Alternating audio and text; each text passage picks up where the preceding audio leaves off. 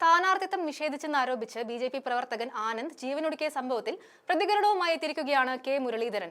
പാർട്ടിയോടുള്ള അതിയായ കമ്മിറ്റ്മെന്റാണ് ആനന്ദിനെ ഇത്തരമൊരു ദാരുണ തീരുമാനത്തിലേക്ക് നയിച്ചതെന്ന് അദ്ദേഹം അഭിപ്രായപ്പെട്ടു. സ്വതന്ത്രനായി നിൽക്കാൻ തീരുമാനിച്ചപ്പോൾ കുടുംബത്തിന് പോലും ഭീഷണിയുണ്ടായിരുന്നു. ഇതെല്ലാം ചെയ്തത് RSS പ്രവർത്തകരാണെന്നും അദ്ദേഹം പറഞ്ഞു. ഇത്തരത്തിലുള്ള സംഭവങ്ങൾ ബി.ജെ.പിയെ നാഥനില്ല പാർട്ടി ആക്കുകയാണെന്നും അതിന്റെ തെളിവുകളാണ് ഈ ആത്മഹത്യകളെന്നും അദ്ദേഹം പറഞ്ഞു. ബി.ജെ.പിയിൽ കൂട്ട ആത്മഹത്യകൾ നടന്നുകൊണ്ടിരിക്കുകയാണ്. ബി.ജെ.പി സംസ്ഥാന പ്രസിഡന്റിന്റെ അടുത്തേക്ക് ആർക്കും ചെല്ലാൻ നിവൃത്തിയില്ല. ചെന്നാൽ ഇംഗ്ലീഷും ഹിന്ദിയും പറഞ്ഞ് ആട്ടി ഓടിക്കും. പാർട്ടി എന്താണെന്ന് പോലും അറിയാത്ത ആളാണ് രാജീവ് ചന്ദ്രശേഖരൻ എന്നും അദ്ദേഹം പറഞ്ഞു.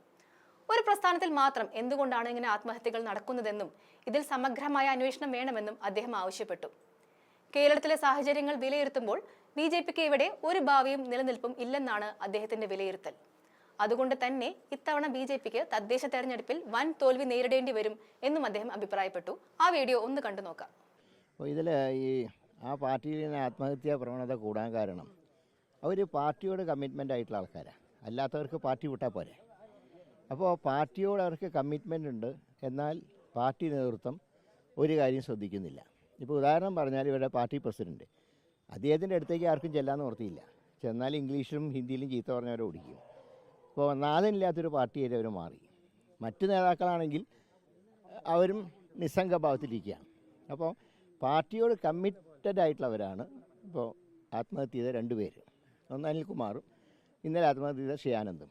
ഇന്നൊരു സ്ഥാനാർത്ഥിയാക്കും എന്ന് പറഞ്ഞ് പ്രചരണം തുടങ്ങി, പോസ്റ്റർ അടിച്ചു, അവരെ സ്ഥാനാർത്ഥിത്വം മാറ്റി. ആരോടും പരാതി പറയാനില്ല. ഇപ്പോഴാണ് അവരും ആത്മഹത്യയ്ക്ക് ശ്രമിച്ചത്. അപ്പോൾ ഇങ്ങനൊരു പാർട്ടി ഇതിന് കേരളത്തിൽ നിലനിൽപ്പില്ല. ഇപ്പോൾ ബീഹാറിലും ഒക്കെ ജയിച്ചതിൻ്റെ ആഘോഷം നടത്തുന്നുണ്ട്. പക്ഷേ കേരളത്തിൽ ആ പാർട്ടി രക്ഷപ്പെടില്ല.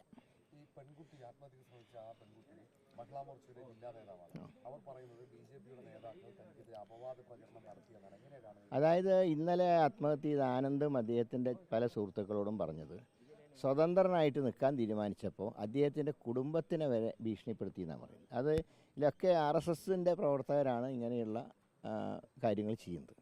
അപ്പോൾ ഇതാണ് ഈ പാർട്ടിയുടെ അവസ്ഥ എന്ന് പറയുന്നത്. അപ്പോൾ ഒരു കൂട്ട ആത്മഹത്യ ആ പാർട്ടിയിൽ ഇപ്പോൾ നടന്നുകൊണ്ടിരിക്കുകയാണ്. തീർച്ചയായിട്ടും ഇതൊക്കെ അന്വേഷിക്കേണ്ട കാര്യമാണ്. കാരണം ഒരു പ്രസ്ഥാനത്തിൽ മാത്രം ഇങ്ങനെയുള്ളൊരു ആത്മഹത്യാ പ്രവണത വർദ്ധിക്കുന്ന എന്താണെന്ന് അന്വേഷിക്കേണ്ടതാണ്.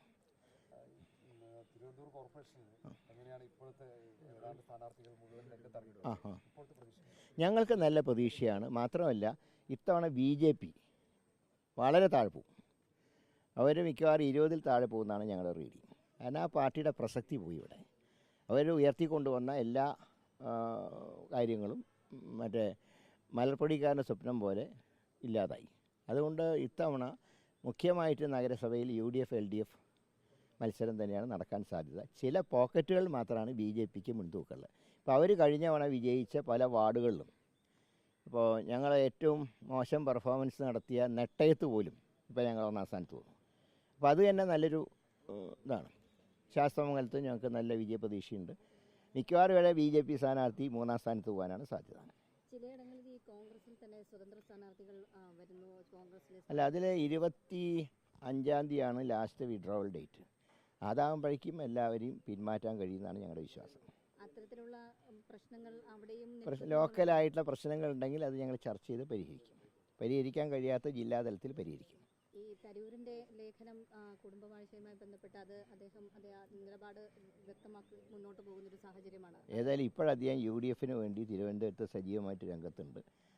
ഞങ്ങളെല്ലാ സോഴ്സും ഞങ്ങൾ പ്രയോജനപ്പെടുത്തും.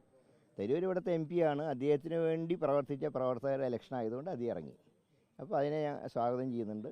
ഇനി അദ്ദേഹം ഇവിടെയുള്ള ദിവസങ്ങളിലൊക്കെ അദ്ദേഹത്തിന് സജീവമായിട്ട് ഇവിടുത്തെ സ്ഥാനാർത്ഥികളുടെ വിജയത്തിന് വേണ്ടി ഞങ്ങൾ വിനിയോഗിക്കും.